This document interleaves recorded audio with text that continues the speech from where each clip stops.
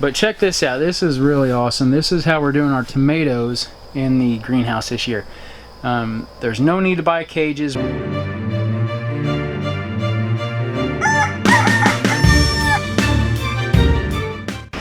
Hi, welcome to Farm Alarm. My name's Tracy. I want to give you a tour of my greenhouse real quick, just an update. Alright, first it's a little loud in here. Got several fans running, so let's go over here and shut that off. That actually runs the exhaust fan that we have right up here, and just a little box fan we have too. But things are going pretty good in here. It's what is it, like the 6th or 7th of June 2017, and we've got quite a few things in this greenhouse still. You know, my plan was to by this time transfer most of it out into the garden, and we've just got so busy around here, and everything in the greenhouse is doing exceptionally well. So let me show you the achicha cucumbers here. Man, they're going insane. I actually kind of thought maybe they'd crawl up on that trellis a little more, but they're still going. But it seems like about halfway in this greenhouse right up there is about kind of where they're stopping. So we've never really grown this many achichas before, and we're going to grow them outside on our arbor, but I think what we'll have to do is grow them up both sides. So if we'd have had this trellis go all over the ground, we could have grown those up both sides, and they'd have probably met right in the middle. But man, there's actually a lot of fruit on these things on here. Let's see if I can find one here for you.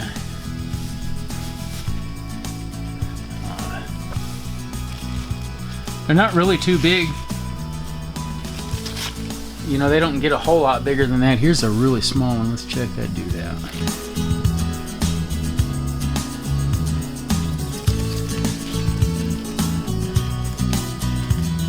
They probably get, you know, maybe 3 times the size of that and twice as wide. I seen a few big ones in here the other day. We actually have, oh sorry, let me focus there. We've eaten quite a bit of these, and I'd say here real shortly we're going to be getting some nice mature seeds. That'd probably be about a month before we start getting some seeds in there. Here's one. Zoom in.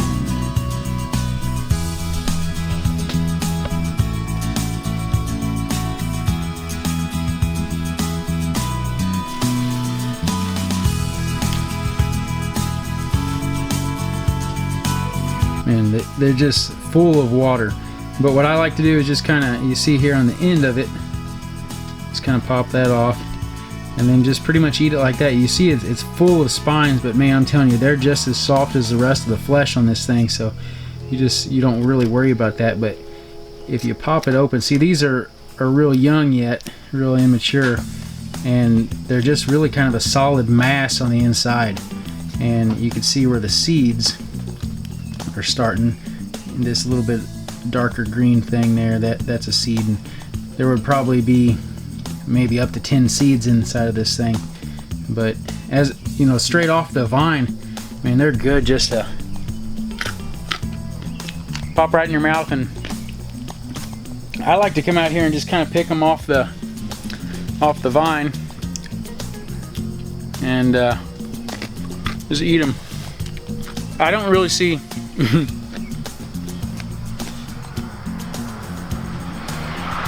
sorry, I don't really see a whole lot of bugs on these things. And the bugs that you do see on here, you know, it's kind of weird. I don't know if they're real pest resistant. I've seen John Kohler, growingyourgreens.com, he talks about how the Bolivian cucumber is really pest resistant. But I've seen bugs on here, and then within a day, there seems like you still see that bug, but it's dead. So maybe it's got its own self-pesticide coming out of this stuff. But when you see all sorts of these things here, they are really good. But I can't wait till they get mature, and I'll show you what happens at that point. But let's move on. All right, you got some cauliflower here. I had these loaded with cauliflower. You still see this bucket here. There's way too many cauliflower plants in there. We've transplanted all, you know, we thinned these out, transplanted them out into the garden, and and my goal was to really just have 3 per container, and that still might be too much. I'm not really sure how big the roots on cauliflower get, and if they don't go too crazy, I think 3 will grow in the container. You know, time will tell. You know, if they get root bound, then the plant won't really do very good. But I still need to cut these back. We actually transplanted them this big just within the last few days, and it really put the plants into shock. But my experience is if you keep watering them, you know, evening and morning, you're really up in that plant's survival rate, and you really don't have to worry about it too much. So we've got a lot of what I would just call a regular cucumber. You'll see kind of at the store, we've got a ton of those coming on.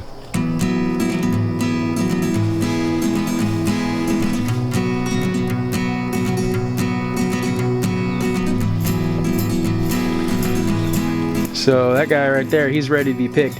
The thing that I don't like about these, I mean, these guys will get, you know, huge. They'll that big around, you know, what is that, probably 3 inches. 3 inches big around, and you know, almost twice that long. But they just get really nasty at that point. The seeds get so big. I mean, that's a good thing if you're trying to do any seed saving. But as far as trying to eat them, you know, that's the right size. And what we like to do is we've got that Salad Master. If you haven't seen that video, I will link that right here, I believe. So if you haven't seen the video on the Salad Master, check that link out. I'll also put that link in the description below. But it has a cutter on it that actually slices anything like a cucumber just super thin. And I'm talking, you know, I don't know, not as thin as a potato chip, but really thin. And then we soak that in some brine, just some pickle brine that, you know, we've actually bought in the store. Our favorite, sorry, I'm trying to get used to this camera still. So our favorite store-bought pickles is called a Bubby's brand pickle. It's a bread and butter, and I really wish I could find a clone recipe for this. It's really good. It's exceptionally good. But what we like to do is we just put those cucumbers in that brine and just soak them in there for 24 hours. And man, being that thin, they just soak right up in there. You don't have to can them. I mean, it doesn't really matter because we're eating them within 2 days. You know, we got a whole quart jar just gone like that. But you know, if you haven't really made pickles before and you're growing cucumbers and you say, I really don't want to go through all that pickling, and you know, if you have a favorite brand of store-bought pickles that you buy, you can after you eat all those store-bought pickles, I do encourage you to get store-bought pickles that have less junk in them. If you can't pronounce the ingredients, then don't bother buying them. But anyway, my point is, you can actually, you know, say you make 5 or 6 batches of pickles in that same brine. You could just keep putting it in there, and I mean, you'll know if it doesn't have good flavor anymore. You know, just be sure to wash your cucumbers before you do it. That way you're not introducing a bunch of junk in there every time. But you know, we do it quite often to the same batch of brine, and it works out real good. What else we got? Okay, so we had some spinach in there, and both of those, and that stuff was just bolting super fast, so it's time to get it out of here. We've got some kale there and down here, and man, I'm just eating on this like crazy. This is actually dinosaur kale, and they call it dinosaur kale. It's the nickname of it because it gets huge. Well, it doesn't get huge here. This is about as big as it gets because I can't quit eating it. Got some peach trees. If you haven't seen that video, I'm gonna link that here. I could be wrong, maybe that link's over here, but I'm pretty sure it's right here. But we'll put that link up. We actually dug these up from the neighbor. I still haven't had time to put them out yet, but they're doing real good. And of course, got some lettuce here. Some of that's starting to bolt, probably getting a little bitter. Let's come back over here. Remember how we did the cauliflower, and I told you I didn't get a chance to put all of that out in the garden? Well, same thing happened here with the broccoli. Probably got too much broccoli planted in these planters. There's probably, well, I don't know, 4 to 5, 6 in each planter, and there should only be like 3. But the heads are actually coming on these things. Let's see if I could get in here.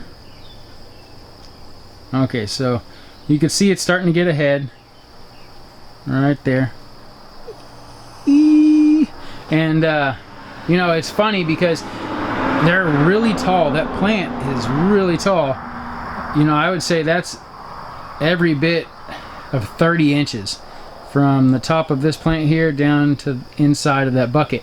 And the reason why it's doing that is because you see that we actually don't have a plastic all the way down. You know, we have metal on the outside, on the bottom. The reason why we were doing that is just because I didn't see the need in having plastic go all the way to the bottom. What we're trying to do is, what am I trying to say here? Oh yeah, we're gonna have you know, not only these containers. I mean, see, we're not growing on the ground, so we really didn't need that plastic going all the way to the bottom on the walls. But another thing we're gonna do is actually come in here with some tables, and this side here will probably all be lettuce on this wall.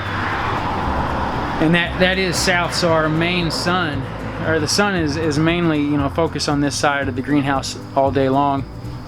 And so on the other side of the greenhouse, it's not a huge issue, but up here, that table is gonna, you know, be just fine, and for the plastic not going to the ground. I'm rambling here. So anyway, we've got 4 tubs of the broccoli, but check this out. This is really awesome. This is how we're doing our tomatoes in the greenhouse this year. There's no need to buy cages. What we do out in our garden is actually do a trellis, just like this fence here. You know, we've got our metal T-post, and we've got some 2-inch by 3-inch welded wire, and we grow our tomatoes up that trellis style, just like we do our cucumbers. And then what we do is we zip tie the tomato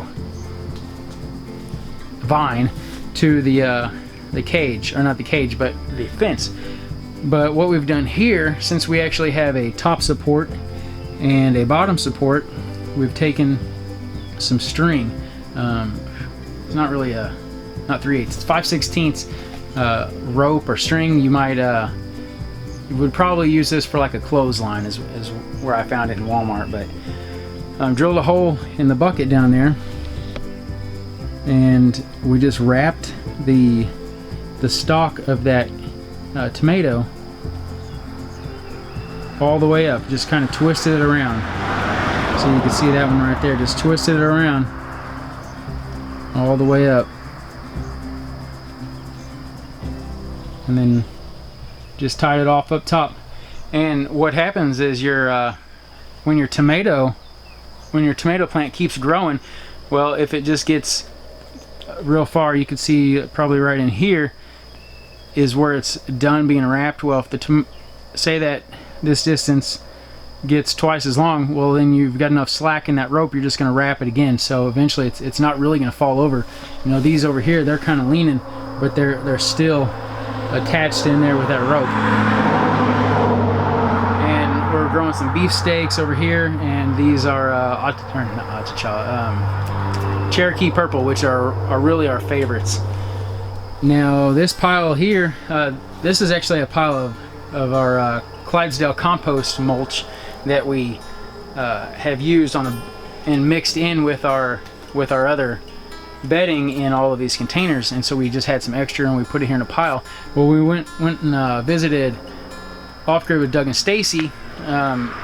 Stacy was more than nice, man. She gave us all sorts of stuff, and when we got home, we're like, where are we going to do with it? Or, you know, what are we going to do with this? We haven't got the garden out yet.